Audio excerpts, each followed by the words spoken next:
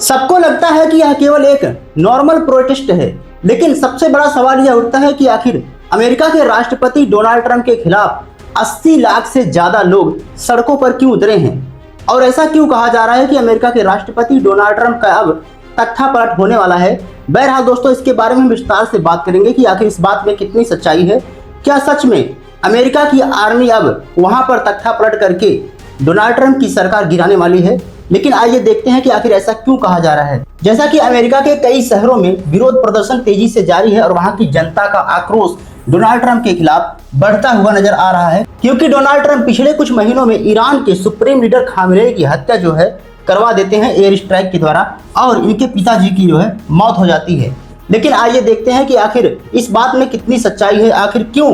America की जनता Donald Trump के खिलाफ जो है बगावत करने पर उतर आई है। जैसा कि दोस्तों आप देख सकते हैं कि वहां के शहरों में किस प्रकार से विरोध प्रदर्शन तेजी से देखने को मिल रहा है और यहाँ की जनता सड़कों पर उतर आई है और कह रही है कि हमें राजा नहीं चाहिए, क्योंकि जिस प्रकार से पहले जो है राजा जनता पर अत्याचार किया करते थे, तो ऐसा राजा हमें नहीं चाहिए। आप कहने का मतलब कि डोनाल्ड ट्रंप जिस तरीके से अपने आप को किंग घोषित कर रहे हैं वह हमें नहीं चाहिए। कहने का मतलब यह है कि अमेरिका की जनता किसी भी हालत में डोनाल्ड ट्रंप को एक किंग के रूप में नहीं देखना चाहती है। जिस प्रकार से एक तानाशाह होता है, जिस प्रकार से एक डिक्टेटर होता है,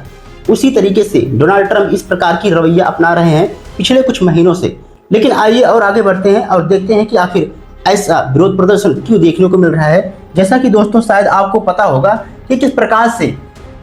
अमेरिका की जनता सीधे नारेबाजी कर रही है डोनाल्ड ट्रंप के खिलाफ और कह रही है कि हम डोनाल्ड ट्रंप की नीतियों के खिलाफ जो है बगावत कर रहे हैं, उनकी पॉलिसीज के खिलाफ जो है बगावत कर रहे हैं, ऐसा अमेरिका की जनता के कहना है। और अमेरिका की जनता का यह भी कहना है कि अमेरिका के राष्ट्रपति डोनाल्ड ट्रंप अमेरिका के लोकतंत्र को जो है नुकसान पहुंचा रहे हैं। बाकी दोस्तों इसके बारे में हम विस्तार से बात करेंगे और आइए आगे बढ़ते हैं। जैसा कि आज सभी ने देखा होगा कि किस प्रकार से ईरान ने सऊदी अरेबिया में स्थित अमेरिका द्वारा बनाए गए एयरबेस, जिसका नाम प्रिंस सुल्तान एयरबेस था, इसको बुरी तरीके से डैमेज कर दिया था और वहां पर जो है वहां की एयरबेस यानी कि जो हवाई अड्डा था वहां पर जहां पर मिलिट्री उतरती थी उसको जो है नेस्ते नाबूद कर दिया। इस प्रकार से एकदम जो है उधेड़ कर रख दिया है, जैसा कि आप इमेज में देख सकते हैं। और वहां की जो है आर्मी, अमेरिका की आर्मी जो है बुरी तरीके से घायल हुआ है और इसमें कहा जा रहा है कि लगभग 12 से ज़्यादा आदमी जो है यानी कि अमेरिकन जो है आर्मी बुरी तरीके से घायल हुई है।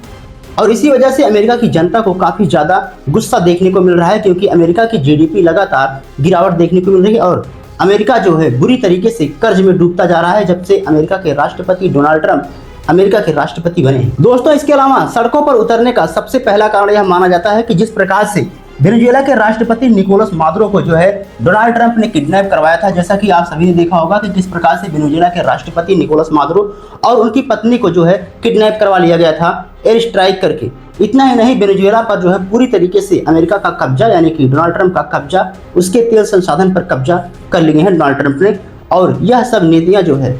अमेरिका की जनता किसी भी हालत में बर्दाश्त नहीं करना चाहती है और मानवता का साथ दे रही है। इतना ही नहीं, यह आक्रोश, यह भड़काव तब और ज्यादा भड़क जाता है जब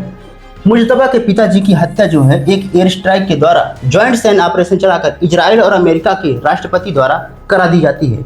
इसके अलावा विरोध और ज्यादा तब बढ़ जाता है जब अमेरिका के राष्ट्रपति द्वारा कहा जाता है कि हम ईरान के खार्ग आइलैंड पर जो है कब्जा कर लेंगे, उसके जितने भी तेल संसाधन है उस पर भी कब्जा कर लेंगे। तो यह आक्रोश जो है और भी ज्यादा जनता में भड़क जाता है। दोस्तों इसके अलावा जनता और ज़्यादा तब भड़क जाती है जब अमेरिका की जनता यह सुनती है कि ईरान जो है एनपीटी से जो हस्ताक्षर किया था, जो सिग्नेचर किया था, उससे जो है बाहर निकल रहा है और अब जो है ईरान पूरी तरीके से परमाणु बम बनाने के लिए स्वतंत्र है। जैसा कि शायद आपको पता होगा कि एनपीटी में 190 से ज़्यादा देशों ने सिग्नेचर किया है और इस सिग्नेचर का यह उद्देश्य है कि अब भविष्य में कोई भी जो है परमाणु हथियार यानी कि परमाणु वेपन्स जो है न्यूक्लियर वेपन्स नहीं बनाएगा। हालांकि इसमें हम विस्तार से बात करेंगे कि आखिर भारत ने इसमें सिग्नेचर किया है या फिर नहीं किया है, पाकिस्तान ने इस पर सिग्नेचर किया है या फिर नहीं किया है, और अगर ईरान जो है इस ट्रीटी से या फिर इस संधि से बाहर होता है तो इससे मिडिल ईस्ट में तनाव और ज़्यादा बढ़ेगा या फिर भारत पर इसका क्या असर देखने को मिल सकता है, इसके बारे में हम विस्तार से बात करेंगे। लेकिन आइए देखते हैं कि किस प्रकार से कहा जा रहा है कि ईरान जो है अब जो है न्यूक्लियर टेस्टिंग करने वाला है,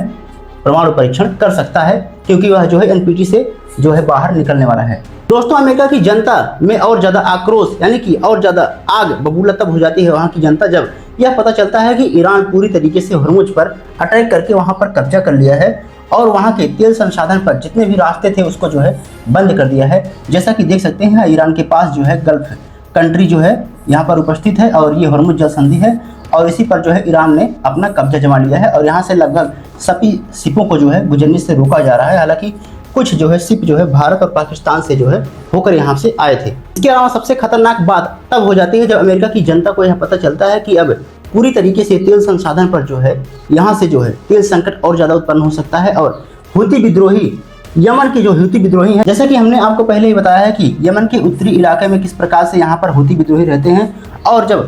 और यह पूरी तरीके से ईरान का सपोर्ट करते हैं और ईरान की सरकार यहाँ पर जो है उतारेगी अपनी सेनाएं और जो है बाब मंदेव स्टेट को जो है अब कब्जा कर लेगी। तो यहाँ से जो हुर्मुज से होकर गुजरते थे शिप, तो यहाँ से जो स्वेज यहाँ से होकर गुजरते थे शिप, तो इसको भी जो है रोक दिया जाएगा ईरान के द्वारा। तो लगभग 10 से 12% जो तेल का एक्सपोर्ट होता था यहाँ से वह भी बुरी तरीके से प्रभावित हो जाएगा। हालांकि दोस्तों भारत पर इसका क्या प्रभाव पड़ेगा अभी हम आगे विस्तार से बात करने वाले हैं। जैसा कि आप देख सकते हैं कि हूती विद्रोही बहुत ही ज़्यादा खतरनाक माने जाते हैं और इसीलिए यह कहा जा रहा है कि मिडिल ईस्ट में बहुत ही ज़्यादा तनाव और बढ़ सकता है अगर ईरान जो है न्यूक्लियर वेपन्स बना लेता है और शायद यही वजह है कि अमेरिका की जनता में और ज़्यादा भड़काव और देखने को मिल रहा है